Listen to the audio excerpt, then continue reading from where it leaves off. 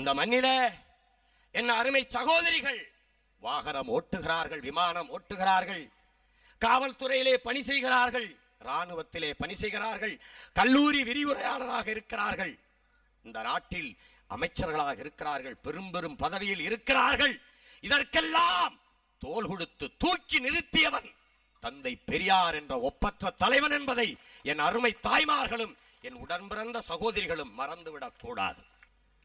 உலகத்திலே பொம்பலை கொல்லி போட்டா புனம் வேகாதா என்று கேட்ட முதல் புரட்சியாளன் தந்தை பெரியார்.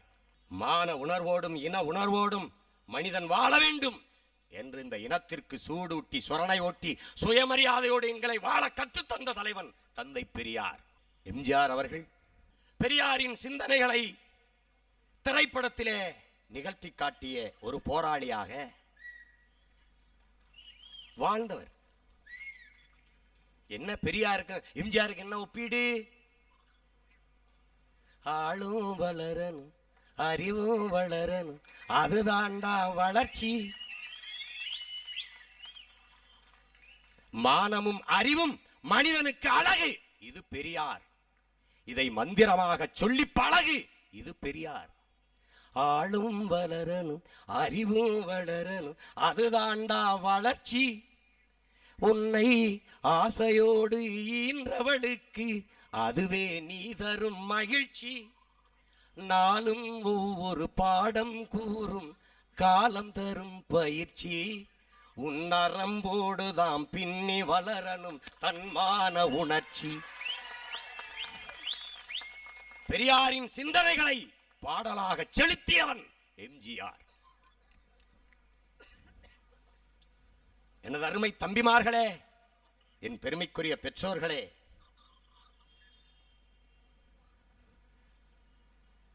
எம்ஜிஆர் திரை உலகில் ஒரு சர்வாதிகாரியாக, ஒரு சக்கரவர்த்தியாக, முடிசூடா மன்னனாக வாழ்ந்தார். அவர் நினைத்திருந்தால் எஜமா காலடி மண்ணெடுத்து நெத்தியில பொட்டு வைப்போம் பாட சொல்லியிருக்கலாம், பாட சொல்லியிருக்கலாம். அவர் பாட சொல்லல. கொள்கை சிங்கம் ஐயா SSR இருந்தார்கள் திரை உலகத்திலே. பெரியாரின் பாசறையிலே வளர்ந்த பெருமகன் எங்கள் மதிப்பிற்குரிய ஐயா நடிகர் திலகம் அவர்கள் திரை உலகத்திலே இருந்தார்கள். காதல் இளவரசன், காதல் மன்னன் என்று போட்டப்பட்ட ஐயா ஜெமினி கணேசன் அவர்கள் திரை உலகிலே இருந்தார்கள். இவர்கள் படங்களுக்கெல்லாம் மக்கள் கவிஞன் என்று இந்த மக்களால் பெரிதும் போற்றப்படுகிற பட்டுக்கோட்டை கல்யாண சுந்தரம் அவர்கள் பாடல்கள் எழுதியிருக்கிறார்கள். ஆனால்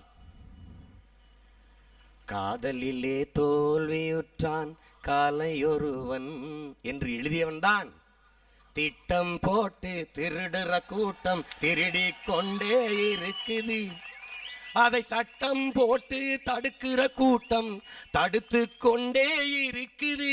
திருடராய் பார்த்து திருந்தாவிட்டால் திருட்டை ஒழிக்க முடியாது. இதில் என்ன கொடுமைன்னா, சட்டம் போட்டு தடுக்கிற கூட்டமே திட்டம் போட்டு திருடுது. அதான் இங்க பிரச்சனை.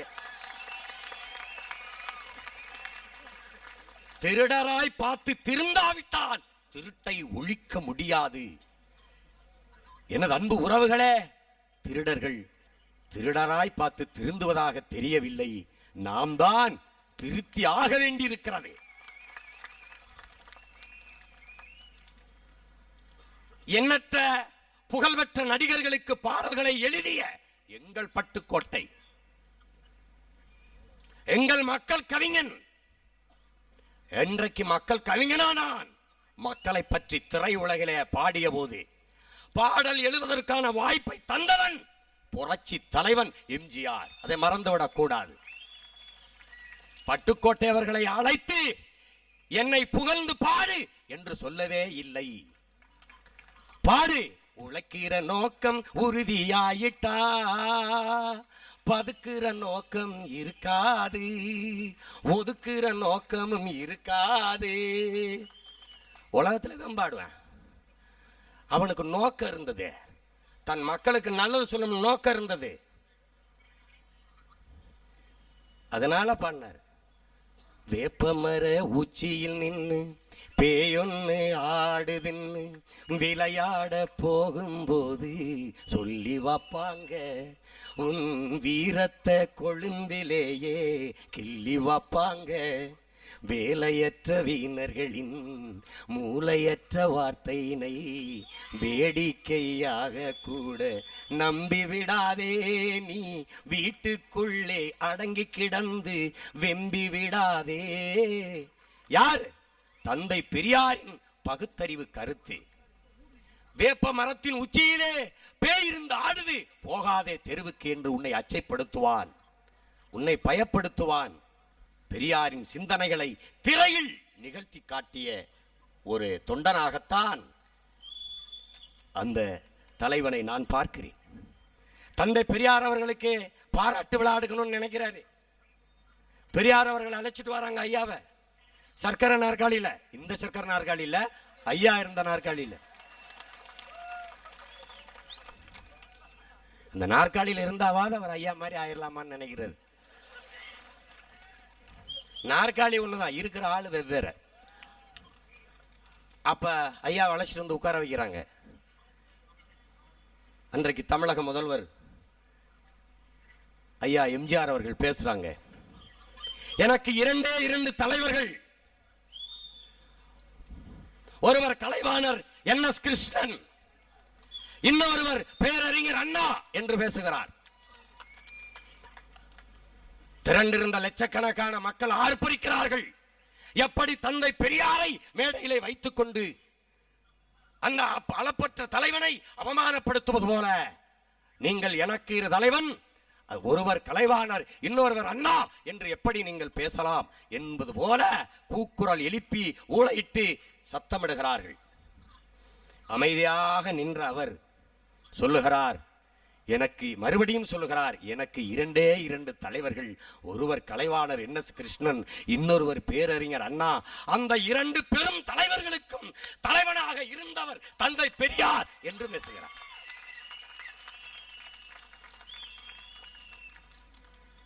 எந்த கூட்டம் கத்தி கூச்சலிட்டதோ அந்த கூட்டம் அதிர அதிர கரவொலி எழுப்பி மகிழ்ந்தது. எம்ஜிஆரை பற்றி எப்போது தெரிந்து கொண்டேன்? எங்க வீட்டில் இருக்கிறவங்களுக்கு, எங்க ஊர்ல இருக்கிறவங்களுக்கு சிவாஜி தெரியும், காமராஜ் தெரியும், காங்கிரஸ் தெரியும், வேற எதுவும் தெரியாது. எங்களை எப்படி வளர்த்தாங்க? எம்ஜிஆர் மலையாளி. நீங்க எல்லாம் நம்ப முடியுதா? திரைப்படத்துறைக்கு வர்ற வரைக்கும் நான் எம்ஜிஆர் படமே பார்த்ததில்லை. அதுக்காக நான் வெட்கப்பட்டேன், நான் அவமானப்பட்டேன், தலை குனிஞ்சேன், பல நாட்கள் அழுதேன். வரலாற்றில் மிகப்பெரிய தவறை செய்ய தெரிஞ்சிட்டோமே அப்படின்னு. அந்த பழியை இந்த மேடையில நான் துடைத்து எறிகிறேன். என் அண்ணன், என் அன்பு தலைவன் பிரபாகரனை நான் சந்தித்து பேசிய போதுதான் அந்த மகத்தான பெருமகனை பற்றி நான் பெரிதும் மிகப்பெரிய உயரத்திலே அந்த தவறை தலைவனாக நினைத்து நான் மகிழ்ந்தேன். ஒவ்வொரு நொடியும் தலைக்கு மேலே குண்டு, எந்த நிமிடமும் மரணம் எங்கள் அருகிலே நிற்கிறது. நானும் என் தலைவனும் ஒவ்வொரு நிமிடமும் ஓடி ஓடி அங்கும் 5 நிமிடம் 3 நிமிடம் நின்று பேசிக் கொண்டிருக்கிற நேரத்தில் கூட 3 மணி நேரம் என்னோடு பேசினால் 3/4 மணி நேரம் அதிலே எம்ஜிஆரை பற்றியே என் அண்ணன் பேசினார்.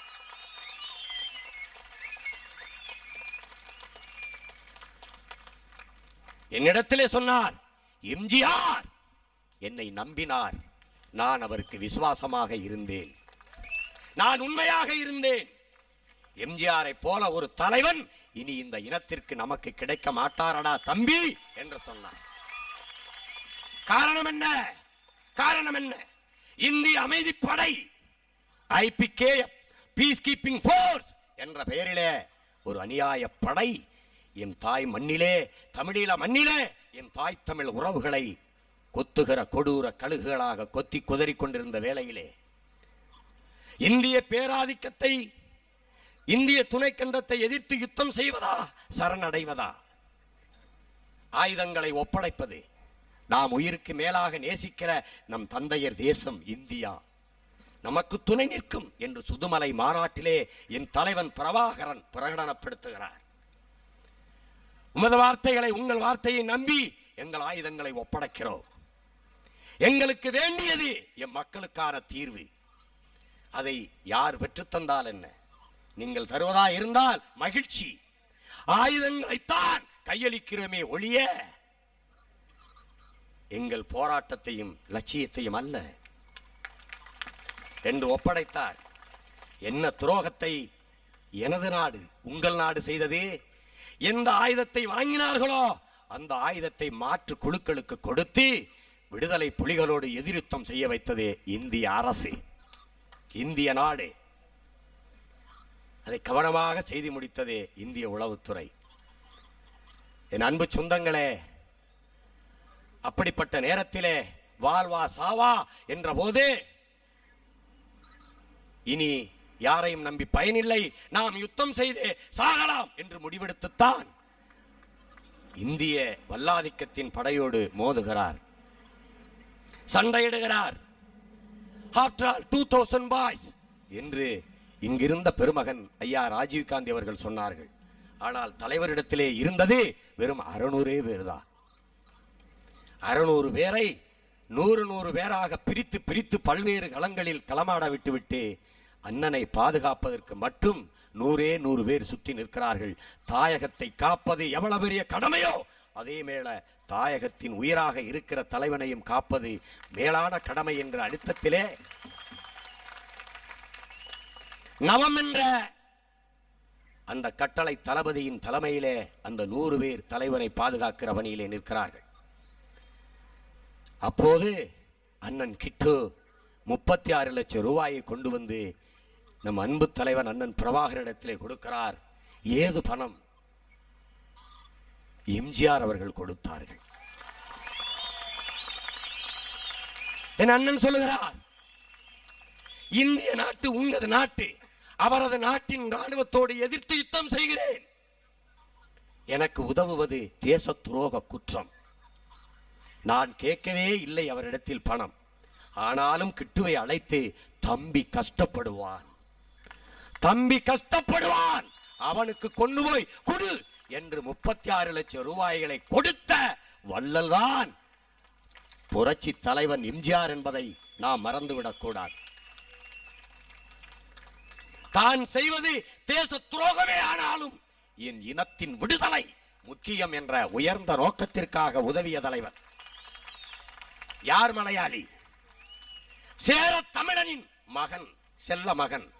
என் பாட்டன் சேர சோழ பாண்டியனில் மூத்த மன்னனின் பிள்ளைகள் தான் இன்று மலையாளிகளாக இருக்கிறார்கள் என்பதை என் அருமை தமிழ் மக்கள் புரிந்து கொள்ள வேண்டும்.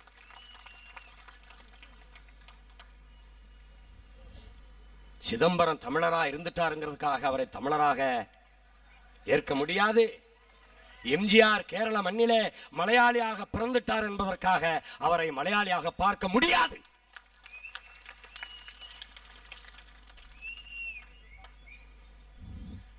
என் அண்ணன் அவரை பற்றி சொல்லும் போதெல்லாம் நீங்கள் நம்புகிறீர்களோ இல்லையோ என் சொந்தங்களே, தலை குனிந்தபடியே இருந்தேன். அவமானத்தில் உக்கி உக்கி செத்தேன்.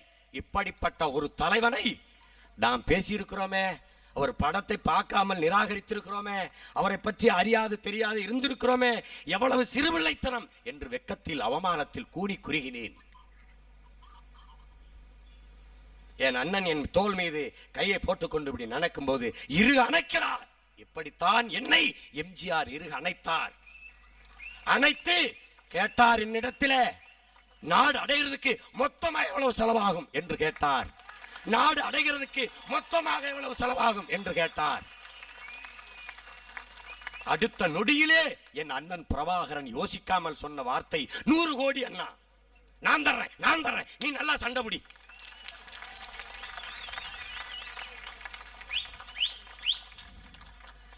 இப்படி சொன்ன தலைவனை தலைவன் என்று சொல்லாமல் வேற எவனை சொல்வது? எவனை சொல்வது?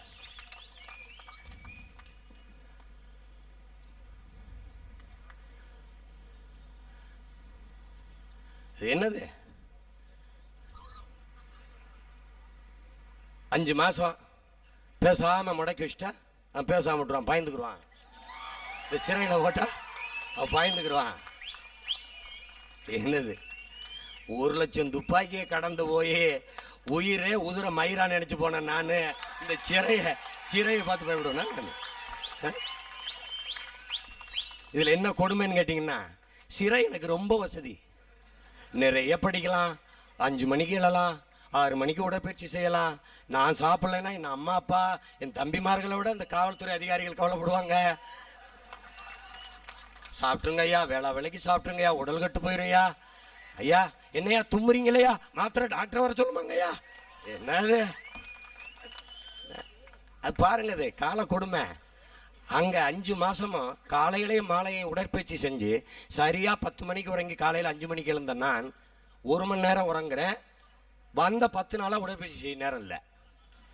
என் தம்பிக்கிட்ட சொன்னேன், இதுக்கு நான் சிறையிலே இருந்திருக்கலாம்டா, என்ன எதுக்கிட்ட போராடி கூட்டி வந்தீங்க, பெரிய கஷ்டமாக இருக்குடான்னு. இவங்க நினைச்சிட்டு இருக்காங்க சிறை எப்போதும் பொறுக்கிகளையும் போக்கிரிகளையும் சிதைக்கும், போராளிகளை எப்போதும் செதுக்கும்.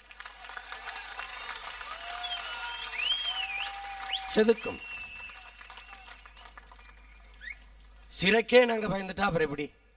நான் வேலையாட்டா சொல்றதில்ல, வேடிக்கையா சொல்றதில்ல, உண்மையிலே சொல்றேன். ஜெயில் கட்டுனதே நமக்காகத்தான். இங்க பாருங்க, நாம போகலைன்னா நம்ம பிள்ளையெல்லாம் படிச்சுட்டு காவல்துறையில் போயிருக்கேன், அவனுக்கு வேலை யார் கொடுக்கறது? இப்ப பாருங்க, என் வழக்க 10-15 வழக்கறிஞர்கள் பார்த்துருக்காங்க, அவங்களுக்கு வேலை யார் கொடுக்கறது? நம்ம போகணும். அதனால இது ஒரு பெரிய விஷயமா நம்ம கருதக்கூடாது, அச்சப்படக்கூடாது. அதனால சிறையெல்லாம் ரொம்ப சாதாரணம். நீ என்ன பண்ணீங்க, அப்படியே 1 அடி ஆழத்தில் ஓடிக்கிட்டு இருந்த தண்ணியை அப்படியே தடுத்து ஒரு 5 மாசம் தேக்கி வச்சு திறந்து விட்டீங்கன்னா அப்படி ஓடும். அப்படிதான் நீ ஓடுவேன். எப்படி பாய்வேன்? பசித்து பசித்து பசித்து சரியான உணவுக்காக காத்திருக்கிற புலி போல, உரிய வேட்டைக்காக காத்திருக்கிற புலி போல பாய்வேன். அடிச்சா மரணம் தான், தப்பிக்க முடியாது. அதை நீங்க புரிஞ்சுக்கணும். புலினா ஏன் புலியை பிடிச்சு தூக்குறான்? அதான்டா மானமுள்ள விலங்கு. தனக்கான உணவை விரட்டி விரட்டி வேட்டையாடி வீழ்த்துகிற போது அடித்த மிருகம், அடித்த விலங்கு இடதுகை பக்கம் விழுந்தால் எடுத்து தின்னாது. சி, என் வீரத்துக்கே இழுக்கடா, இடதுகை பக்கம் விழுந்து விட்டதடா என்று கருதும். அதனால்தான் அந்த புலியை, மானமுள்ள அந்த விலங்கை என் பாட்டன் அருள்மொழி தேவனும் என் அண்ணன் பிரபாகரனும் தனது கொடியிலே ஏந்தினார்கள். அவர்கள் வழி வந்த இந்த தமிழ் பிள்ளை நாங்களும் எமது கொடியாக அதே புலிக்கொடியை ஏந்துகிறோம். திரளாக திரண்டிருக்கிற என் தமிழ் சொந்தங்கள் சிந்திக்க வேண்டும். 60 ஆண்டுகளாக எங்களை அடிக்கிறான் சிங்களன். அப்போது வலிக்காத இந்த கருணாநிதிக்கு அப்போது வலிக்காதது? 537 தமிழக மீனவனை சிங்களன் அடித்திருக்கிறான், அப்போதெல்லாம் இவர்களுக்கு வலிக்காதது? இறந்த என் தங்கையின் உடலை புணர்ந்திருக்கிறான் சிங்களன், அப்போதெல்லாம் இவருக்கு வலிக்காதது? என் மீனவனை நீ அடித்தால் உன் மாணவனை நான் அடிப்பேன் என்று சொன்னது உங்களுக்கு வலிக்குதென்றால் நீங்கள் எங்களவனா இல்லை சிங்களவனா?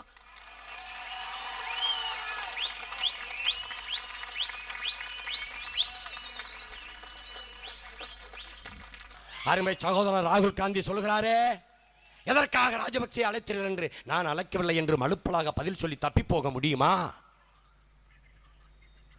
செத்தவன் 1,50,000 பேருக்கு மேலான உறவுகள் மலையாளிகளாகவோ கன்னடர்களாகவோ தெலுங்கர்களாகவோ மராட்டியர்களாகவோ இருந்திருந்தால் அந்த மாநிலம் இந்த தேசத்துக்குள் இருந்திருக்குமா? யோசித்து பாருங்கள். எங்களையா வன்முறையாளர்கள்? நாங்களா இந்த தேசத்தின் இறையாண்மைக்கு எதிரானவர்கள்? மன்னித்துக் கொள்ளுங்கள், நாங்கள் இழிச்சவாயர்கள், ஈனப்பிறவிகள்.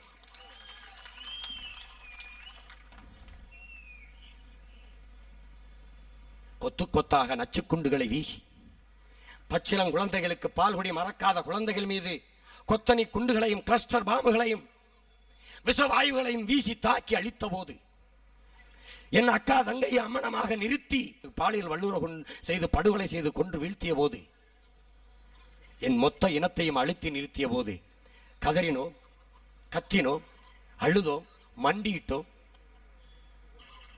அரசியல் தலைவர்கள் அதை திருநங்கைகள் வரை தெருவிறங்கி போராடினோம். ஆடு மாடுகளை தவிர எல்லோரும் இறங்கி போராடினோம். எண்ணற்ற போராட்டங்களை செய்தோம். மழையில் நனைந்தோம், மனித செங்கலிகளை நடத்தினோம், தீக்கு எங்கள் உடலை தின்ன கொடுத்தோம், என்னென்னவோ செய்தோமே. என் உறவுகளே, என் உறவுகள், எங்கள் ரத்த சொந்தங்கள் அந்த மண்ணிலே செத்து விழுந்து கொண்டிருந்த போதும் இந்த மண்ணிலே சிங்கள மாணவர்கள் படித்துக் கொண்டுதானே இருந்தார்கள். இந்த மண்ணிலே சிங்களர்கள் வர்த்தகம் செய்து கொண்டுதானே இருந்தார்கள். இந்த மண்ணிலே புத்தபிக்குகள் தங்கள் புத்தக தேவாலயங்களுக்கு வந்து வழிபட்டு திரும்பித்தானே சென்றார்கள். நினைத்து பாருங்கள், எங்களுக்கு நாங்களே தீயிட்டு செத்தோமே ஒழிய எந்த சிங்களன் மீதாவது ஒரு நகை கீறலை ஏற்படுத்தினோமா? நாங்களாடா இந்த நாட்டில் வன்முறையாளர்கள்? நாங்களாடா இந்த தேசத்தின் இறையாண்மைக்கு எதிரானவர்கள்? இதைவிட கொடுமை ஏதாவது உண்டா? கருணாநிதி என்னை கைது பண்றது எல்லாம் அவசரம். பேசிட்டு வீட்டுக்கு வர்றேன், வரும்போதே பின்னாடி கைது வருது. எத்தனை நாளா நீங்க காத்திருந்திருப்பீங்க என்ன உள்ளதுக்கு போடுறதுக்கு? நானும் எத்தனை நாளா காத்திருக்கேன் உங்களை ஒரு வழி பண்றதுக்கு. நானும் எத்தனை நாளா காத்திருக்கேன். நீங்க பெரிய அரசியல் சாணக்கியம், பெரிய ராஜதந்திரிங்க. நீங்க என்ன பெரிய சாணக்கியம்? நீ என்ன பெரிய அரசியல் ராஜதந்திரி? சாகர வரைக்கும் எம்ஜிஆரை வீழ்த்த முடியல, நீ என்ன பெரிய ராஜதந்திரி?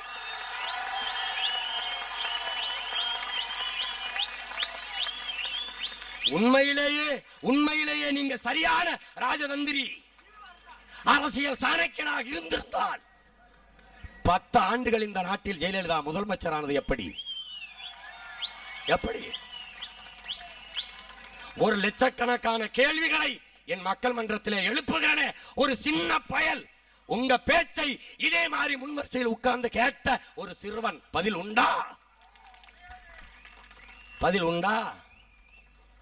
தமிழர்களே, என்னை கடலில் தூக்கி போட்டாலும் கட்டு மரமாக இருப்பேன், கவிழ்ந்து விட மாட்டேன். என்ன செய்வீங்க? எங்களை கவிழ்த்து விடுவீர்கள். என்னது இது? அதான் நான் சொன்னேன் இந்த காங்கிரஸ்காரங்க கிட்ட, ஐயா தயவு செய்து அவரை விட்டு வெளியில போயிடாதியே, திமுக கூட்டணியை விட்டு எங்கேயும் போயிடாதியே. கலைஞர் கருணாநிதியை போல உங்களுக்கு விசுவாசமான அடிமை உங்க கட்சிக்குள்ளே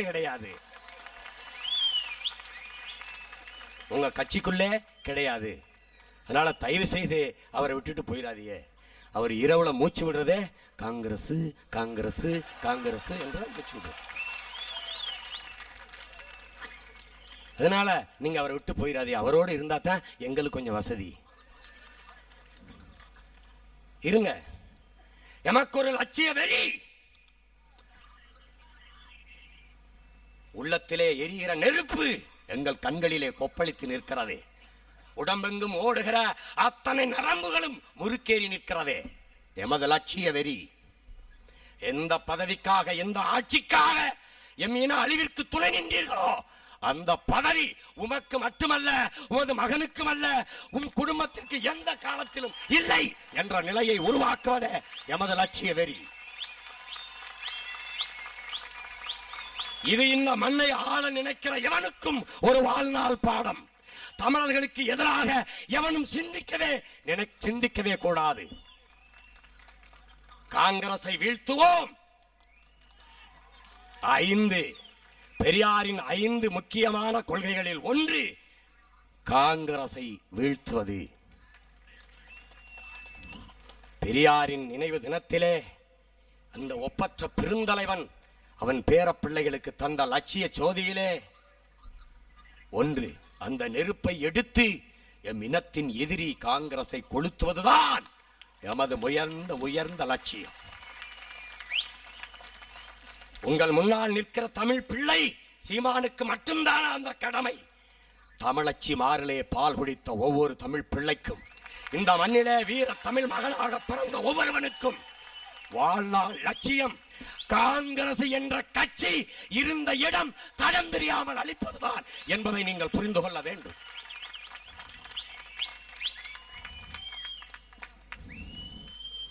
காங்கிரஸ். பீகார்ல கூட உனக்கு 4 இடம். என் மாமன் சாகுல் ஹமீது சொன்னது போல தனிச்சு நின்னுவார். அந்த 4 இல்லாம நக்கிட்டு போவ.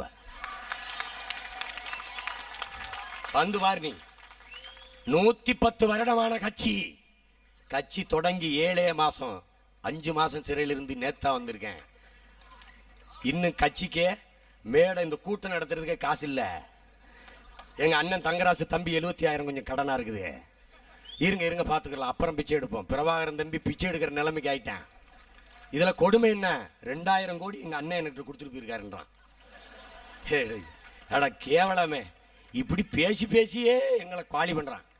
ஒருத்தன் துணிஞ்சு வந்தா போதும், சும்மா பேச மாட்டான். அவரு 2000 கோடி கொடுத்துருக்கிறாரு அப்படின்னு இப்ப எடுக்க மாட்டாரு, கொஞ்சம் கொஞ்சமா எடுப்பாரு. ஒருத்தன் சொல்லியிருக்கான் 350 கோடி பிரபாகரன் கொடுத்தாராம, எவனை எண்ணி கொடுக்கும்போது பார்த்த மாதிரி. ஏண்டா பணத்தை கட்டி பிடிச்சி அழுதுகிட்டு இருந்தேன் அக்கா தங்கி, எனக்கு பணத்தை அனுப்பிட்டாடா மறுவேளை பார்ப்பேன். என்னடா லூசு பயிலுக்கு பிறந்த லூசு பயிலு இப்படி அவர் பேச்சு பேசிட்டு இருக்கிறது.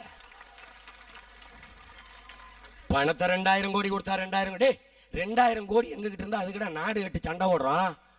ராஜபக்ஷ கொடுத்தா பாதியா பிரிச்சு எழுதி கொடுத்துட்டு போயிடுவான்டா அவன் ஒரு கிறுக்கு பைய. 2000 கோடி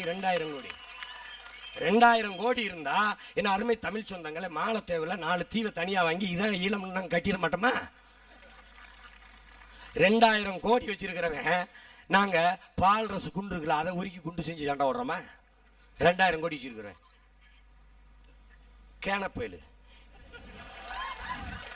சும்மா 2000 கோடி வச்சிருக்கேன். 2000 கோடி வச்சிருக்கிறோம் எங்கிட்டு வச்சிருக்கிறேன்? எனக்கு இடிஞ்ச 2 வீட்டு கோடியும் தெருக்கோடியும் தான் இருக்கு.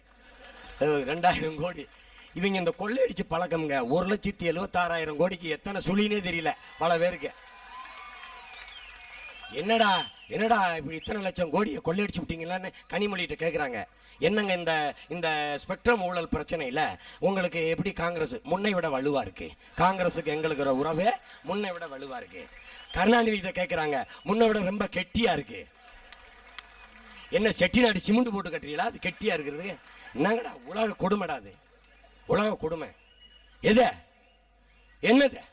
காந்தியை எவ்வளவு தெரியுமோ, இந்திரா காந்தி நேருவை உலக நாடுகளுக்கு எவ்வளவு தெரியுமோ அவ்வளவு தெரியும் இவங்கள இப்ப உலகத்துல. இது என்னது? இது எந்த கொடுமை? இது என்னப்பா இப்படி திருடி விட்டீங்க அப்படின்னா அதுக்கு என்ன பதில்? என்னங்க சோனியா காந்தி ஊழலுக்கு எதிராக நான் நடவடிக்கை எடுப்பேங்கிறாங்க. அதை பத்தி நீங்க ஏன் பயப்படுறீங்க? திருடின நாங்களே பயப்படல. என்ன உங்க வீட்டுல எல்லாம் ரைடு வருது, உங்க வீட்டுல வரல? எங்க வீட்டுல என்ன அளவுக்கு வருது? உங்க வீட்டுக்கு தான் வரும். கொள்ளையடிச்ச வீட்டுல விட்டுட்டு அங்கிட்டு வேடிக்கை வைக்கிற வீட்டுக்கு வரும் ரைடு. என்னது இது? இவங்க இந்த நாட்டில் ஒரு சட்டம் வச்சிருக்காங்க, எவ்வளவு வேணாலும் திருடிக்கலாம், பதவி விலகுனா போதும். யாரு? இந்த நாடை, என் பெருமைக்குரிய தேசத்தை நான் பேசிட்டா இறையாண்மை வந்துருது. கற்றறிந்த பெருமக்களை, கல்லூரி பள்ளிகளில் படித்துக் கொண்டிருக்கிற இளம் புரட்சியாளர்களை, அறிஞர் பெருமக்களை, பத்திரிகை நண்பர்களை கவனியுங்கள். என் பெருமைக்குரிய தேசத்தின் பெருமைக்குரிய ஜனநாயக செயல்களை பாருங்கள். நாட்டின் பாதுகாப்பிற்கு பீரங்கி வாங்க போன இடத்தில் போபாஸ் ஊழல். கார்கில் யுத்தத்தில் இறந்து போனவனை அடக்கம் செய்வதற்கு சவப்பட்டி செய்வதில் ஊழல். இறந்து போன போர் வீரர்களின் மனைவிக்கு, விதவை தாய்மார்களுக்கு வீடு கட்டி கொடுப்பதில் ஆதர்ஸ் ஊழல். தேசத்தின் கௌரவம் என்று விளையாட்டு போட்டி நடத்துவதற்கு 71,000 கோடி செலவு. 7,000 கோடிக்கு திட்டமிட்ட விளையாட்டு போட்டி 71,000 கோடியில் முடிகிறதென்றால், என் அன்பான மக்கள், உங்கள் நிர்வாக திறன் என்ன, இந்த அரசுகளின் நிர்வாக திறன் என்பதை நீங்களே சிந்தியுங்கள். 7,000 கோடி 14,000 கோடி ஆனால் பரவாயில்லை, பொறுத்துக் கொள்ளலாம். 7,000 எங்கே, 71,000 கோடி எங்கே? 71,000 கோடி செலவழித்து தேசத்தின் கௌரவத்திற்கு காமன்வெல்த் விளையாட்டு போட்டி. இந்த தேசத்திலேதான் 1,00,000க்கு மேலான உழைக்கும் மக்கள், பாட்டாளி சொந்தங்கள், ஏழை விவசாயிகள் தற்கொலை செய்திருக்கிறார்கள். இந்த படத்தை அருமை சகோதர கலைஞன் அமீர்கான் பீப்ளி லைஃப் என்ற அந்த படத்தை எடுத்து இந்த நாட்டின் பெருமைக்குரிய பெருமகன் ஐயா மன்மோகன் சிங் அவர்களுக்கு திரையிட்டு காட்டுகிறார்கள். வெரி நைஸ் ஃபில்ம் என்று கரம் கொடுத்து பாராட்டுகிறார்கள். உன் நாட்டின் குடிமக்களே 1,00,000 பேர் தற்கொலை செய்திருக்கிறான். Very nice film. உழைத்து உழைத்து இந்த தேசத்தின் பொருளாதாரத்தை பெருக்குவதற்கு இந்த நாட்டின் உணவு கிடங்க நிறைத்தானே. பல்லாயிரம் கோடி டன் அளவுள்ள நெற்கள் பூசரம் பூத்து மக்கி மண்ணாகிறது, எலிகளுக்கு உணவாகிறது. ஏழை மக்கள் பசியோடு இருக்கிற போது அந்த நெல்லை வீணாக்காதீர்கள், பசித்த வயிறோடு இருக்கிற அந்த உழைக்கும் மக்களுக்கு அள்ளி கொடுங்கள் என்று உச்சநீதிமன்றம் வலியுறுத்துகிற போது தரவே முடியாது என்று இந்த நாடு சொன்னது. என் அன்பான மக்களே, ஆழ சிந்தியுங்கள். காமன்வெல்த் விளையாட்டு போட்டி ஊழலை மறைத்தது 2ஆம் அலைக்கற்றை என்ற இந்த 2G ஊழல். 2Gனா சோனியா காந்தி ஜி, மன்மோகன் ஜி, இந்த 2G தான். இந்த ஊழலை நினைத்து பாருங்கள். காமன்வெல்த் விளையாட்டு போட்டியில அந்த நடந்த ஊழலுக்கு விசாரணை கமிஷன் வைக்கும் போது ஆவணங்களை காணவில்லை. தேசத்தின் பெருமையை பாருங்கள். 400 பக்கம் கொண்ட ஆவணங்களை காணவில்லை என்கிறது எனது நாடு. இதை மறைப்பதற்கு விடுதலை புலிகள் ஊடுருவி எங்களை கொல்ல வாரார்கள். யார? கருணாநிதி சிதம்பரத்தை, அம்மையார் சோனியா காந்திய. இது என்னது இது? நீங்க ஒண்ணு கவனிங்க. விடுதலை புலிகளை கொன்றுவிட்டோம் என்று நீங்கள் சொன்னது உண்மையா? விடுதலை புலிகள் இப்போது எங்களை கொல்ல வருகிறார்கள் என்று சொல்வது உண்மையா? எது உண்மை? அப்ப நாங்க தெம்பா இருக்கலாம், நம்பிக்கையோடு இருக்கலாம். விடுதலை புலிகளை நீங்க கொல்லல, இன்னும் உயிரோடு தான் இருக்கிறாங்க. என்னது இது? ஒரு பைத்தியகாரத்தனை. அதான் நான் சொன்னேன், ஐயா விடுதலை புலிகளால உங்களுக்கு பாதிப்பு இல்லையா, உங்களாலதாயா என் இனத்துக்கு ஆபத்து, நாங்க தாயா கவனமா இருக்கணும். என்ன ஏமாற்று வேலை, எவ்வளவு போலி, எவ்வளவு பித்தலாட்டம், எவ்வளவு ஃப்ராடுத்தனம். இந்த நாடு விடுதலை புலிகள் இந்த தலைவர்களை கொல்ல வருவதை அவர்கள் சிந்தனையில் சிந்தித்துக் கொண்டு இருப்பதை முன்கூட்டியே கணித்து தடுப்பதற்கு ஐயா சிதம்பரம் வீட்டில் கனத்த பாதுகாப்பை போடுகிற இந்த அரசு 25 பேர் ஊடுருவி மும்பையிலே 159 பேரை சுட்டு கொன்னது. உள்ளே வந்து சுட்டு கொன்னுட்டான்னா எத்தனை காலம் பேசியிருப்பான், எவ்வளவு திட்டமிட்டிருப்பான். அதையெல்லாம் உளவு பார்க்காம எங்கே போய் உறங்கி கிடந்தீங்க? என்னது இது? என்னது இது? மாதிரி ஒரு பைத்தியக்காரத்தனம் உண்டா? காமன்வெல்த் விளையாட்டு போட்டி நடக்கும்போது டெல்லியில முதலமைச்சராக இருக்கிற அருமையார் சீலா தீட்சித்து தாழ்த்தப்பட்ட மக்களின் வளர்ச்சிக்கென்று ஒதுக்கிய நிதியை எடுத்து காமன்வெல்த் விளையாட்டு போட்டிக்கு செலவு செய்து விடுகிறார். கண்டறிந்து கேட்கிற போது ஆமா செலவு செஞ்சிட்டோம், அருமை ஐயா சிதம்பரம் அவர் கூட ஒத்துக்கிறார். அப்ப நாங்க கண்டுபிடிக்கலன்னா அதை கண்டுக்கிறவே மாட்டிய. இதை விட ஒரு தேச துரோகம் உண்டா? இதை விட ஒரு ஈன நிலை இழி செயல் உண்டா? இதை விட ஒரு கையாளர் ஒரு ஊழல் உண்டா? இதுக்கு என்ன வழி? இதற்கெல்லாம் என்ன மாற்று? சீனா வருது தொழில் தொடங்க, சிங்கப்பூர் வருது தொழில் தொடங்க, அமெரிக்கா வருது தொழில் தொடங்க. நீ என்ன பண்ற? நீ என்ன பண்ற? இந்த நாட்டின் பெருமை மிக்க செயல்களை கவனிங்க. சீனா வருது, நான் சொல்றேன் பாகிஸ்தானும் வரும். பாகிஸ்தானை கொண்டு வருவேன். நான் போய் பாகிஸ்தான் பிரதமர்கிட்ட போய் நீங்க வா தமிழ்நாட்டில் வந்து தொழில் தொடங்க, எவன் இல்லை ஏன் நிலத்தை தாரேன்பேன். சீனா வரும்போது பாகிஸ்தான் வரக்கூடாதா? சீனா பகை நாடு வர்றான், பாகிஸ்தான் வரக்கூடாதா? வருங்கால தமிழகத்தை வலிமை மிக்க தமிழமாக வளமான தமிழமாக மாற்றி அமைக்க இருக்கிற இளம் புரட்சியாளர்களை கவனியுங்கள். இந்த நாட்டிலே எண்ணற்ற தொழிற்சாலைகளை நிறுவ வருகிற உலக நாடுகள் தாராளமயமாக்கல் குளோபலைசேஷன் என்று திறந்து விட்டிருக்கிறதே இந்த தேசம். வருகிற போது வெறுங்கையை வீசிக்கொண்டு வருவான்.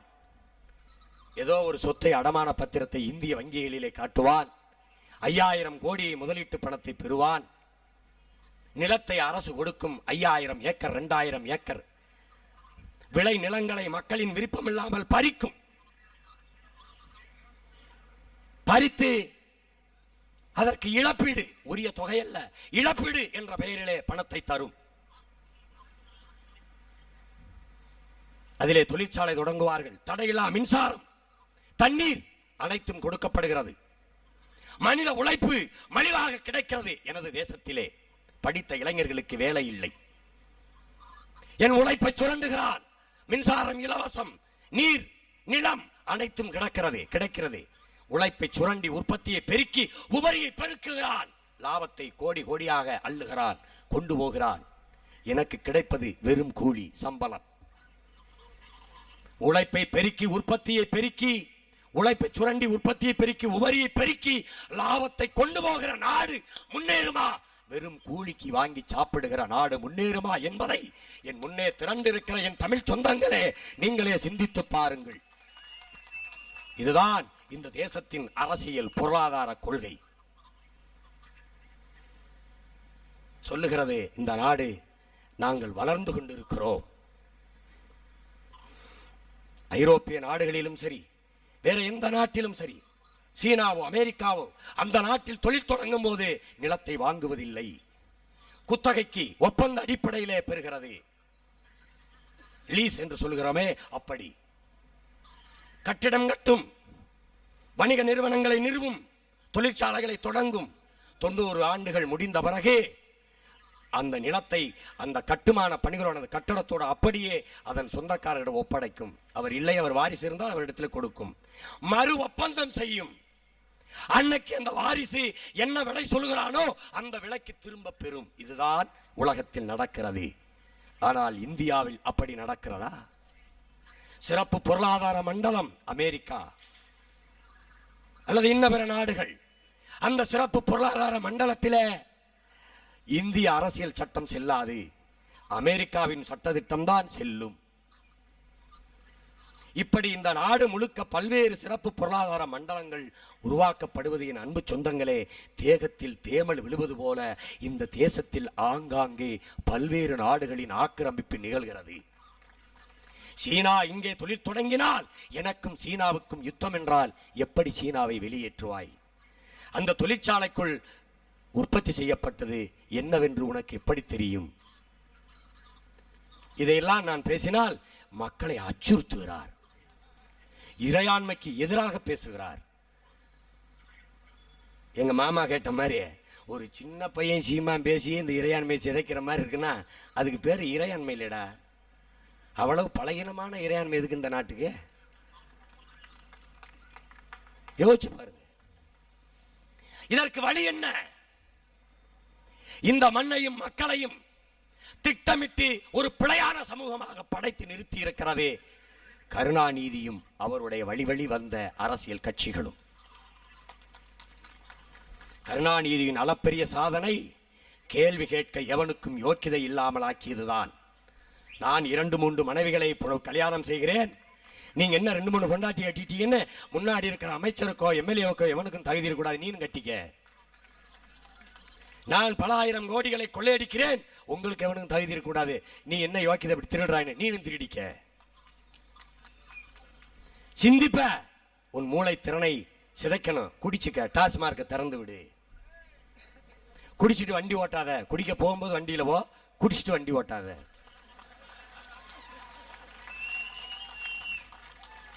என்னது இது? நாடு இது? ஏதாவது கேளுங்க. என்னங்க மின் கட்டணத்தை உயர்த்திட்டீங்க, ஆந்திராவில் இதை விட அதிகம். என்னங்க பேருந்து கட்டணத்தை உயர்த்திட்டீங்க, ஒரிசாவில் இதை விட அதிகம். என்னங்க சாலை சரியில்லை, பீகார்ல சாலையே இல்லை. இது ஏதாவது ஒரு பேச்சாது? நினைச்சு பாருங்க. இதையெல்லாம் சரி செய்வதற்கே இன்னும் ஒரு அரசியல் கட்சி சரி வராது. பிறகு எது? ஒரு மாற்று அரசியல் புரட்சியாலேயே இந்த மண்ணை புரட்டி போட முடியும். நாங்கள் எல்லோரும் ஒரு கட்சி அதில் இணையவில்லை. நாங்கள் எல்லோரும் இணைந்து ஒரு கட்சியை உருவாக்குகிறோம். பெருமை மிக்க தமிழர் என்கிற தேசிய இனத்தின் விடுதலைக்காக தமிழர்களாக பிறந்த ஒவ்வொருவனும் தான் பிறந்த இந்த இனத்திற்காக செய்ய வேண்டிய வரலாற்று கடமையை நிகழ்த்துவதற்காக நாங்கள் எல்லாம் இணைந்து எமக்கான அரசியலை வென்றெடுப்பதற்காக ஒரு அரசியல் கட்டமைப்பை உருவாக்குகிறோம். நாங்கள் கருணாநிதியை வீழ்த்தி ஜெயலலிதாவை முதலமைச்சர் ஆக்குவதற்கோ, ஜெயலலிதாவை வீழ்த்தி கருணாநிதியை முதலமைச்சர் ஆக்குவதற்கோ ஆட்சி மாற்றத்திற்கு போராடுகிற அரசியல்வாதிகள் அல்ல. நாங்கள் அடிப்படை மாற்றத்திற்கு, அரசியல் மாற்றத்திற்கு போராடுகிற புரட்சியவாதிகள் என்பதை என் அருமை தமிழ் சொந்தங்கள் அறிந்து கொள்ள வேண்டும்.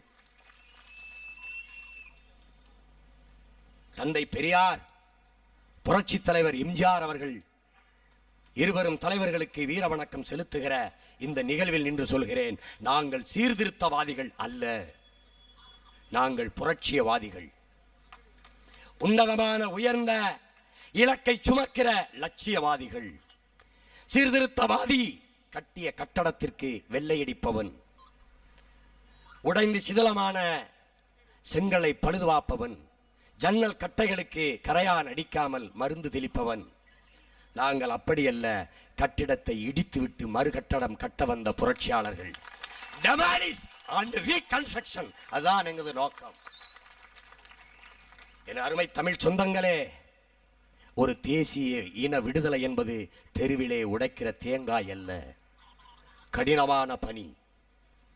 உன்னதமான உயர்ந்த நோக்கத்திற்கு களமாடுகிற உங்கள் பிள்ளைகளை வாழ்த்தி நில்லுங்கள். உணர்வோடு எங்களோடு இணைந்து நில்லுங்கள், ஆதரவாக நில்லுங்கள். எந்த திமிரில், எந்த துணிவில் கருணாநிதியை வீழ்த்துவேன், சோனியா காந்தியின் காங்கிரஸை வீழ்த்துவேன் என்று பேசுகிறான் சீமான். என் மண்ணும் என் மக்களும் இந்த பிள்ளையை கைவிட மாட்டார்கள் என்ற நம்பிக்கை.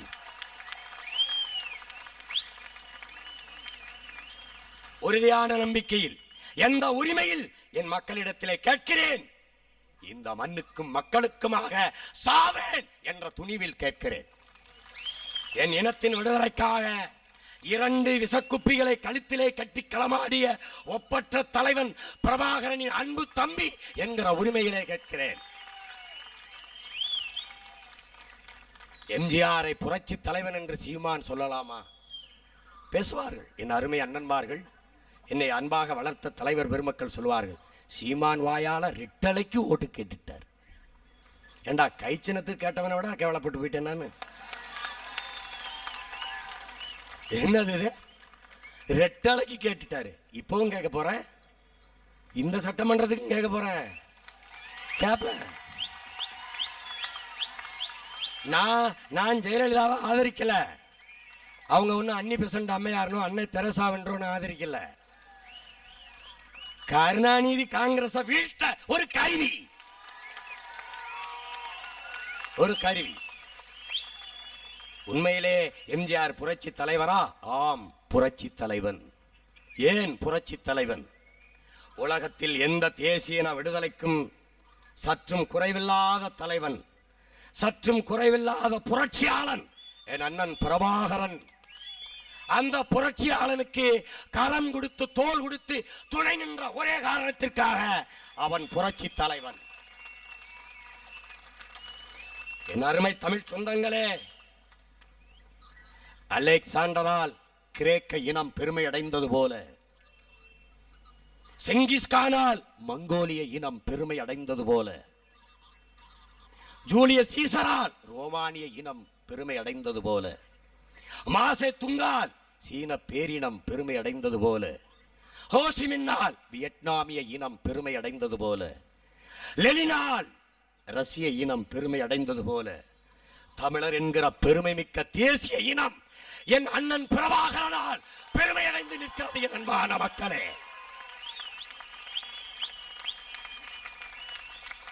அந்த பெருமை மிக்க புரட்சியாளனுக்கு துணை நின்ற ஒரே காரணத்திற்காக எம்ஜிஆர் புரட்சி தலைவன் என்பதை நான் பகிரங்கமாக பிரகடனப்படுத்துகிறேன்.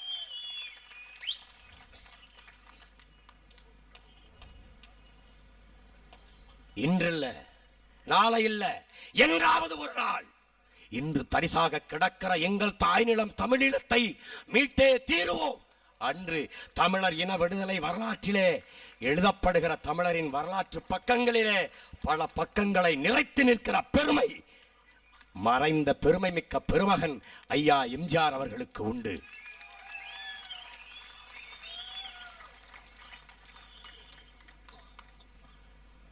திராவிடத்தை எதிர்க்கிறான், பெரியாரை தன் ஐயா என்கிறான், அவரை விட மாட்டேங்கிறானே என்று சிலர் கேட்கலாம். ஆரியத்திற்கு எதிரான திராவிடத்தை நாங்கள் ஏற்கிறோம். இது என்ன ஆரியத்திற்கு எதிரான திராவிடம் குழப்பறானே அப்படின்னு நீங்க தானே சொல்றீங்க. பார்ப்பனர்களை நாங்கள் எதிர்க்கவில்லை, பார்ப்பனியத்தை எதிர்க்கிறோம் என்று. இப்ப பார்ப்பனர் வேற பார்ப்பனிய வேறையா இருக்குல்ல, அது மாதிரி ஆரியத்திற்கு எதிரான திராவிடம் என்பதை நாங்கள் ஏற்கிறோம். நாங்கள் திராவிடர்கள் என்பதை ஏற்க மறுக்கிறோம். அதை புரிந்து கொள்ள வேண்டும்.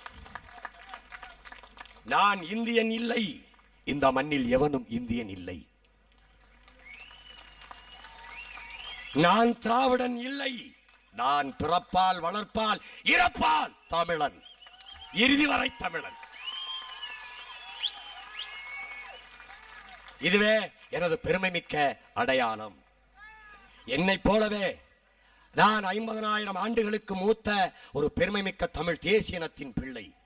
என்னை போலவே என் தாய்மொழி தமிழில் இருந்து கிளை மொழிகளாக உருவாகி இருக்கிற சகோதர மொழிகளாக இருக்கிற ஆந்திராவிலே வாழ்கிற என் அருமை சொந்தங்கள், தெலுங்கை தாய்மொழியாக கொண்டவர்கள், கர்நாடகாவில் வாழ்கிற என் அருமை சகோதர மொழி சொந்தங்கள், கன்னட மொழி பேசுகிற கன்னடர்கள், முன்பு சொன்னது போல என் பாட்டன் சேர மன்னனின் மக்கள், மலையாளத்தை தாய்மொழியாக கொண்ட மலையாளிகள், இவர்கள் எல்லாம்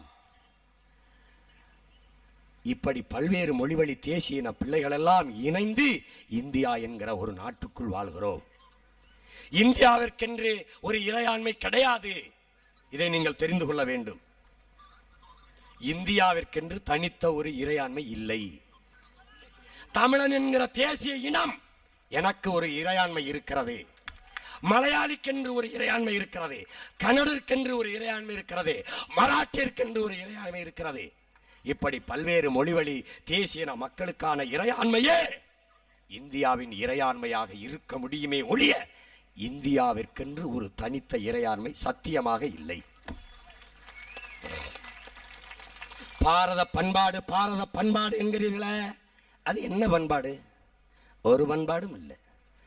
எனக்கு ஒரு மரபு இருக்கு. தமிழனுக்கு வேட்டி கட்டணும், சட்டை போடணும், பொங்கல் வைக்கணும், பால் பானை பொங்க பன்னீர் பொங்க நாங்கள் ஒரு மரம் வச்சிருக்கோம். எனக்கு ஒரு விளையாட்டு இருக்கு, எனக்கு ஒரு